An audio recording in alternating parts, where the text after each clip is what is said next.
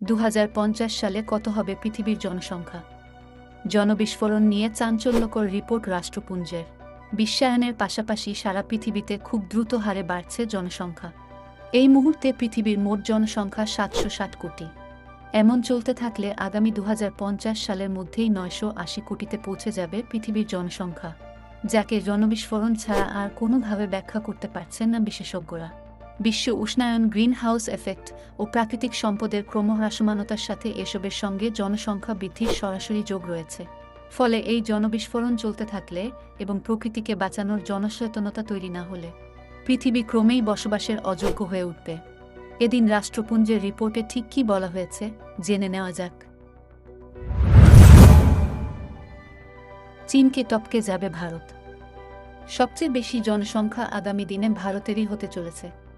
এই মুহূর্তে জাতিসংঘের হিসাবে ভারতের জনসংখ্যা 130 কোটি ও চীনের জনসংখ্যা 140 কোটি। 2024 সালের মধ্যেই জনসংখ্যার বিচারে ভারত চীনকে টপকে যাবে। যুক্তরাষ্ট্রকে টপকে যাবে নাইজেরিয়া। রাষ্ট্রপুঞ্জের ইকোনমিক ও সোশ্যাল অ্যাফেয়ার্স দফতরের হিসেব মতে 2030 সালের মধ্যে মার্কিন যুক্তরাষ্ট্রকে টপকে পৃথিবীর তৃতীয় সবচেয়ে জনবহুল দেশ হতে চলেছে আফ্রিকার জনবহুল দেশ নাইজেরিয়া।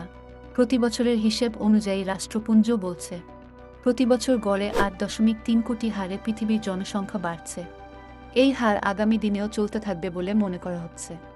তবে পাশাপাশি এটাও জানানো হয়েছে যে জনসংখ্যা বাড়লে সন্তান জন্ম দেওয়ার ক্ষমতা মানুষের কমে যেতে পারে। 2030 সালে 860 কোটি ও 2050 সালে 980 কোটিতে পৌঁছবে পৃথিবীর জনসংখ্যা, আর 2100 সালে গিয়ে সেই জনসংখ্যা পৌঁছবে 1120 কোটিতে। এমনটাই মনে করছেন গবেষকরা। নাইজেরিয়া 2050 সাল নাগাদ পৃথিবীর তৃতীয় জনবহুল দেশ হবে বটে। তবে একই সঙ্গে দেখা যাচ্ছে যে আফ্রিকার মোট 26টি দেশের সবকটির জনসংখ্যাই বর্তমানের চেয়ে দ্বিগুণ হয়ে যাবে। বয়স্ক মানুষের সংখ্যা এই মুহূর্তে ষাটোর্ধ্ব ব্যক্তির সংখ্যা যত রয়েছে তার দ্বিগুণ হবে 2050 সালে, এবং 2100 সালে গিয়ে তা 3 গুণ হয়ে যাবে বলে মনে করেছেন বিশেষজ্ঞরা। এমনকি বয়স্ক জনসংখ্যাও 2022 সালে যেখানে 98 কোটি রয়েছে তা 2000 সালে গিয়ে 210 কোটি ছাড়িয়ে যাবে বলে মনে করা হচ্ছে।